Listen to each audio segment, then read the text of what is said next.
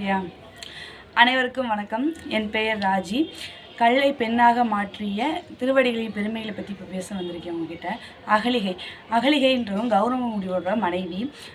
அவங்க ரொம்ப அழகாக இருப்பாங்க. அவங்க அழகில் மயங்க இந்திரன் வந்து அவங்கள அடையணுன்றதுக்காக தவறான முறையில் கௌதமர் இல்லாத நேரத்தில் கௌதமரோட உருக்கொண்டு அவங்க வீட்டுக்குள்ளே போய் அகலிகையை அடைஞ்சிருவாங்க.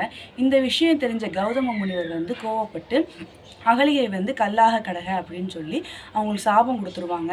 அப்போ சாப விமோச்சனை வேண்டி நிற்கிறப்ப அவங்க வந்து பெருமாளே வந்து பூலோகத்தில் ஸ்ரீராமரா பிறப்பார். அப்போ அவரோட திருவடிகள் படும்போது நீ பெண்ணாக மாறிடுவ, உருமாறிடுவ அப்படின்னு சொல்லி சாப விமோச்சனமும் அவங்களுக்கு கொடுக்குறாங்க. அப்படி இருக்கிறப்ப ஸ்ரீராமர் வந்து பூமியில் பிறக்கிறாரு. பிறந்திருக்கிறப்ப விஸ்வாமித்திரர் வேண்டுதலுக்கு இணங்க கானகத்தில் நடந்து வந்துட்டு இருக்கிறாரு. அப்போ நடந்து வந்துட்டு இருக்கப்ப பார்த்தீங்கன்னா ஒரு கல் மேலே ஒரு அழகான துளசி செடி இருக்குது. அதை பார்த்தோன்னா அவருக்கு ஆச்சரியமாக இருக்குது. அப்போ விஸ்வாமித்திரத்தை கேட்குறாரு, இந்த கல் மேலே வந்து அழகான துளசி செடி இருக்குது, அது காரணம் என்னன்னு சொல்லுங்க அப்படின்னு சொல்கிறப்ப அதுக்கு அவர் சொல்கிறாரு, அது மேலே உன் திருவடிகளை வையலாமா அப்படின்னு சொல்கிறப்ப ஏன்னு சொல்கிறப்ப நீ வை நான் சொல்கிறேன் அப்படின்னு சொல்கிறாரு. அப்போ ராமர் திருவடிகளை வைக்கிறாரு. அப்போ திருவடிகளை வச்சோன்னா அவங்க அகலிகையாக மாறிடுறாங்க. இது எப்படி சாத்தியம் அப்படின்னு சொல்லி ராமர் கேட்குறப்ப விஸ்வாமித்திரர் வந்து மனசுக்குள்ளேயே சிரிச்சுக்கிட்டு, உங்களுக்கு தெரியாது ஒன்றும் இல்லை, கடவுளே வந்து என்ன கேட்குறீங்க அப்படின்னு சிரிச்சுக்கிட்டு வெளியில் வந்து அகலிகளோட வரலாறு ஃபுல்லாக சொல்கிறாங்க. இந்த மாதிரி தான் ராமரோட திருவடிகளோட பெருமை வந்து அங்கங்கே சொல்லியிருக்கிறாங்க. விஸ்வாமித்திரரே ஒரு இடத்துல இந்த விஷயம் நடந்தப்போ வந்து கைவண்ணம் அங்கு கண்டேன், கால்வண்ணம் இங்கு கண்டேன் அப்படின்னு சொல்கிறாரு. கைவண்ணம்னா தாடகையை வந்து வதைக்கிறதுக்காக தான் விஸ்வாமித்திரர் ராமரை கூப்பிட்டு வர்றாரு. அப்போ வில்லு அம்பு ஏந்தி எப்படி நீ தாடகையை கொண்டா நான் அங்கே பார்த்தேன், உன் கைவண்ணத்தை அங்கே பார்த்தேன், உன்னோட கால்வண்ணத்தை இங்கே பார்த்துறேன் அப்படின்னு சொல்லி ராமாயணத்தில் வந்து விஸ்வாமித்திரர் கூறினதாக இங்கே இருக்குது. அது மாதிரி அவர் திருவடிகள் வந்து நிறைய இடத்துல வந்து சொல்லியிருக்கிறாங்க. ஒவ்வொரு இடத்துலையுமே அதை பற்றி பேசியிருக்கிறாங்க. இருந்தாலும் இன்னும் முக்கியமான விஷயம் என்னென்னா விபீஷணன்ற வந்து ராவணனோட தம்பி. ராவணன் வந்து தப்பான வழியில் போகிறப்ப விபீஷணன் வந்து அவர் வந்து அறிவுரை சொல்கிறாரு, அந்த பக்கத்து நம்ம பண்ணுற தப்பு இப்படி பண்ணக்கூடாது, மாறுவோம் அப்படின்னு சொல்கிறப்ப ராவணன் அது கேட்கலன்னு சொல்லவும் விபீஷணன் வந்து ராமர்கிட்ட வந்து தர்மத்தின் பக்கத்தில் வந்து சேர்றாரு. அப்போ ராமர் பக்கத்தில் வந்து சேர்ந்தாரு, தர்மத்தின் வழியில் சேர்ந்தாருன்னு சொல்லி சொல்லலாம். ஆனால் அப்படி இங்கே சொல்லலை. அதுக்கு பதிலாக இங்கே என்ன சொல்லியிருக்காங்க அப்படின்னா விபீஷணன் வந்து ராமர்கிட்ட சரணாகதி அடைந்தார். சரணம் அப்படின்னா பாதம்ன்ற ஒன்றில் மென்ஷன் பண்ணுறோம் அப்படின்னு ஒரு அர்த்தமும் இருக்குது.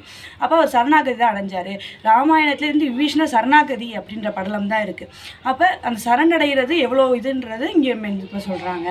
இது மட்டும் அதே மாதிரி ராமரோட திருவடிகள் மட்டும் நம்ம வந்து இங்கே இதுன்னு சொல்ல முடியாது. பெருமைகள் ராமரோட திருவடி தான் எல்லாமே சொல்ல முடியாது. ராமர் போட்டிருந்த அவர் திருவடிகள் பட்ட பாதுகைக்கே அங்கே நிறையா இது இருக்குது.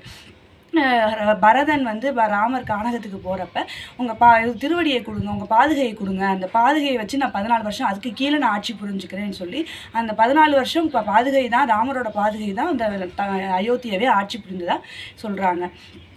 இப்போ வந்து அந்த பாதுகைக்கே 1000 சோஸ்திரம் சமஸ்கிருதத்தில் வந்து வேதாந்திர தேசிகர்ன்றவர் வந்து பாட்டு பாடியிருக்கிறாரு அந்த பாதுகைக்கு மட்டுமே.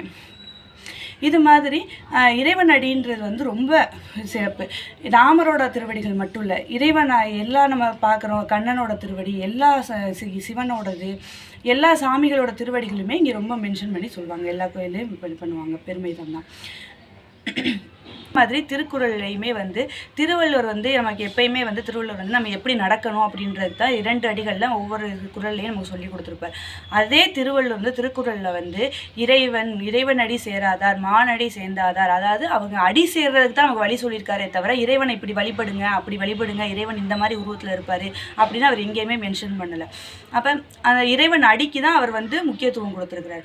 இதே மாதிரி தான் இந்த இறைவனோட பாதத்தோட முக்கியத்துவம் தெரிஞ்சு தான் திருமால் கோயிலில் வந்து நீங்கள் பார்த்தீங்கன்னா ஜடாயுன்னு ஒன்று வைப்பாங்க. அந்த ஒரு கூம்பு மாதிரி தலைமையில் வைப்பாங்கல்ல சாமி கும்பிட்டு முடிச்சோன்னு. அதில் மேலே என்ன இருக்குன்னு பார்த்தீங்கன்னா அதில் 2 பாதங்கள், திருமாலோட 2 பாதங்கள் தான் இருக்கும். நம்ம எப்பப்பெல்லாம் போய் திருமாலோட பாதங்களை வந்து சரணடைகிறோமோ அப்போல்லாம் நமக்கு மோட்சமும் பாவ விமோச்சனமும் எல்லாமே கிடைக்கும், நம்ம பாவங்கள் வந்து கழியும் அப்படின்ற நம்பிக்கை இருக்குது. அதனால தான் ஒவ்வொருத்தரும் பெருமாள்கிட்ட போகும் அவர் பாதத்தில் சரணடைஞ்சிட்டேன் அப்படின்ற மாதிரி நம்ம தலை குனிஞ்சு அவர் பாதத்தில் நம்ம வைக்கிறோம்.